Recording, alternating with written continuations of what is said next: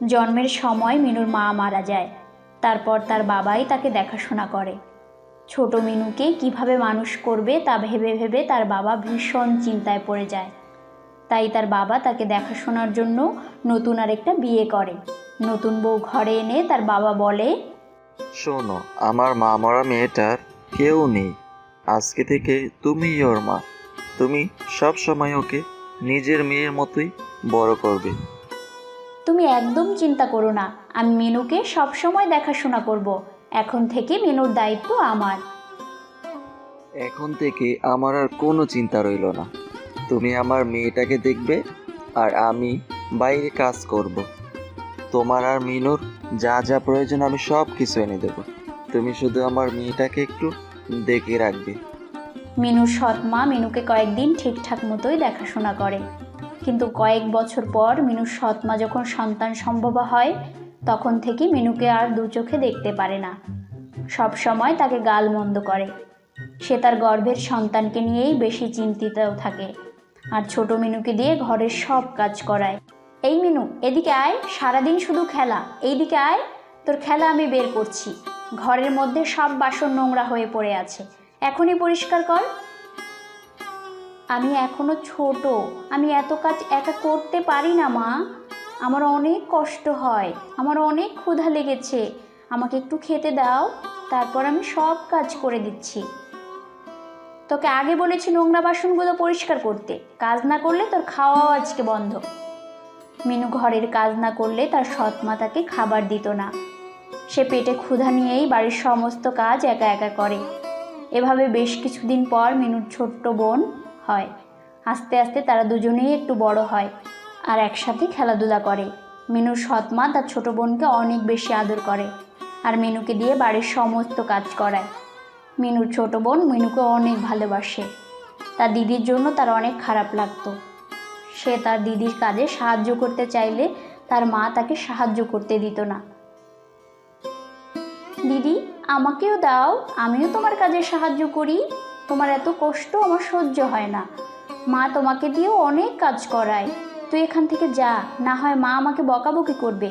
আমি কাজ শেষ করে আসছি, তারপর দুজন একসাথে খাবো।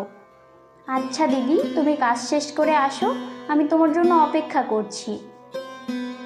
মা, দিদিকেও একটা ডিম দাও না, আমি একা একা ডিম খাবো আর দিদি শুধু তরকারি দিয়ে ভাত খাবে। দিদিকেও একটা ডিম দাও। এই, বেশি কথা না বলে তাড়াতাড়ি যা দিয়েছি খেয়ে নে। এখন তো তরকারি দিয়ে খেতে পারছি, তুই বেশি কথা বললে ভাতই খেতে দেব না। না মা, আমাকে ডিম দেওয়ার দরকার নেই, আমি শুধু তরকারি দিয়েই ভাত খেয়ে নিচ্ছি।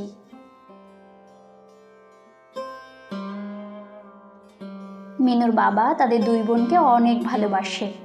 মিনুর সৎ মা তার বাবার সামনে মিনুর সাথে ভালো ব্যবহার করলেও মিনুর বাবা যখন কাজে চলে যেত তখন মিনুকে দিয়ে বাড়ির সব কাজ করাতো। এই নে চুটকি 10 টাকা, আর এই যে মিনু, তুইও নে 10 টাকা। তোরা দুজনে মিলে আইসক্রিম কিনে খাস। এই যে মিনুর মা, আমি যাই গো, কাজে যাই। আমার বাইরে অনেক কাজ পড়ে আছে, তুমি ওদের দেখে রেখো। বাড়িতে ফিরে রাতে কথা হবে বরং। আমি আসলাম। এই টাকা দে। তুই টাকা দিয়ে কি করবি? যা বাইরে গিয়ে কাপড় চোপড় আছে ধুয়ে ফেল। আমাকে 10টা টাকা দাও না, আমি আইসক্রিম কিনে খাবো। আইসক্রিম খেতে আমার অনেক ভালো লাগে। 10টা টাকা দাও না মা।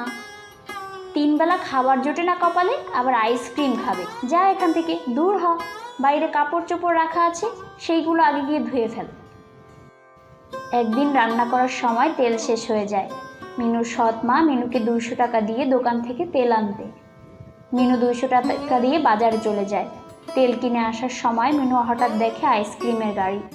তখন তার অনেক ইচ্ছে হচ্ছিল আইসক্রিম খাওয়া, তাই সে 10 টাকা দিয়ে একটা আইসক্রিম কিনে খায়। খাওয়া শেষ হলে সে বাড়িতে চলে আসে। আর যখন তার সৎ মায়ের কাছে তেল আর বাকি টাকা ফেরত দেয় তখন, কী রে মিনু, 10 টাকা কোথায়? 10 টাকা তুই কি করেছিস? মা, আমার অনেক আইসক্রিম খেতে ইচ্ছে হচ্ছিল, তাই 10 টাকা দিয়ে একটা আইসক্রিম কিনে খেয়েছি। কি বললি? দাঁড়া, দেখাচ্ছি তোকে। এই বলে মিনুর মা সৎ মা একটা লাঠি নিয়ে মিনুকে মারতে থাকে আর বলে, আজকে তোকে মেরে ফেলবো, তোর আইসক্রিম খাওয়া আমি বের করছি। এখন ঘর থেকে বের হয়ে যাবি, আর টাকা নিয়ে আসবি। টাকা নিয়ে না আসলে আজ তোকে ঘরে ঢুকতে দেব না। সৎ মায়ের হাতে মার খেয়ে মিনু কান্না করতে করতে ঘর থেকে বের হয়ে জঙ্গলের দিকে চলে যায় আর একটা বড় গাছের নিচে বসে কান্না করতে থাকে। হঠাৎ তখন সে কারো একটা গলার শব্দ শুনতে পায়। এই মেয়ে, তুমি এখানে বসে কাঁদছো কেন? কি হয়েছে তোমার? তখন মিনু দেখতে পায় গাছ কথা বলছে। এই মেয়ে, তোমার কি হয়েছে আমাকে বলো, আমি তোমার দুঃখ দূর করে দেব। আমার মা আমাকে ঘর থেকে বের করে দিয়েছে। আমি 10 টাকা দিয়ে একটা আইসক্রিম খেয়েছি। 10 টাকা নিয়ে ঘরে না ফিরলে মা আমাকে ঘরে ঢুকতে দিবে না। ও আচ্ছা আচ্ছা, ঠিক আছে। আমার ডাল থেকে তুমি 3টা পাতা নিয়ে যাও আর বাড়িতে গিয়ে তোমার মায়ের হাতে দেবে। দেখো মেয়ে, 3টির বেশি পাতা ছিঁড়বে না, তাহলে তোমার বিপদ হবে। তখন মিনু গাছের কথা মতো তার ডাল থেকে 3টা পাতা ছিঁড়ে আর পাতাগুলোর সাথে সাথে অনেকগুলো টাকায় পরিণত হয়ে যায়। মিনু খুশি হয়ে গাছকে ধন্যবাদ দিয়ে বাড়ি চলে যায়।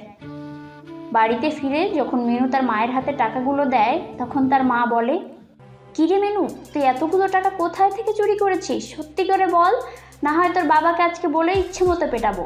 তাই সত্যি সত্যি বল, আমাকে কোথায় পেলি এতগুলো টাকা? না মা, আমি টাকাগুলো চুরি করিনি, আমি জঙ্গলের একটা গাছ থেকে টাকাগুলো পেয়েছি। তখন মিনু তার মাকে তার সাথে ঘটে যাওয়া সমস্ত ঘটনা খুলে বলে আর তার মা অনেক লোভে পড়ে যায়। বলিস কি রে, এমন আশ্চর্য গাছের কথা তো আগে শুনিনি। আমি কালকে গিয়ে আরও টাকা নিয়ে আসবো। তুই কিন্তু একথা আর কাউকে বলবি না, না হয় মেয়েরা তোর পিঠের ছাল তুলে নেব। পরদিন সকালে মিনুর মা জঙ্গলে সে গাছের কাছে গিয়ে যায় আর গাছের নিচে যেয়ে বসে কান্না করতে থাকে। আর তখন গাছ মিনুর মাকে জিজ্ঞেস করে, এই কে, তুমি এখানে বসে কান্না করছো কেন? কি হয়েছে তোমার, আমাকে বলো। আমার অনেক দুঃখ, আমাকে একটু সাহায্য করো গাছ ভাই। আচ্ছা ঠিক আছে, আমার ডাল থেকে 3টা পাতা ছিঁড়ে নিয়ে যাও, লোভ করো না। তখন মিনুর সৎ মা ভাবে 3টা পাতা ছিঁড়লে কিছু টাকা পাওয়া যাবে আর বেশি পাতা ছিঁড়লে বেশি টাকা পাওয়া যাবে। তাই সে গাছের কথা না শুনে গাছের ডাল থেকে অনেকগুলো পাতা ছিঁড়ে ফেলে আর সবগুলো পাতা বড় একটা লাঠিতে পরিণত হয় আর মিনুর মাকে ইচ্ছা মতো পেটাতে থাকে। ওরে বাবারে, ছেড়ে দে আমাকে, আর মারিস না, ছেড়ে দে, আমার শিক্ষা হয়েছে, ওরে বাবারে মরে গেলাম। মার খেয়ে মিনুর মা সেই জঙ্গলেই পড়ে থাকে।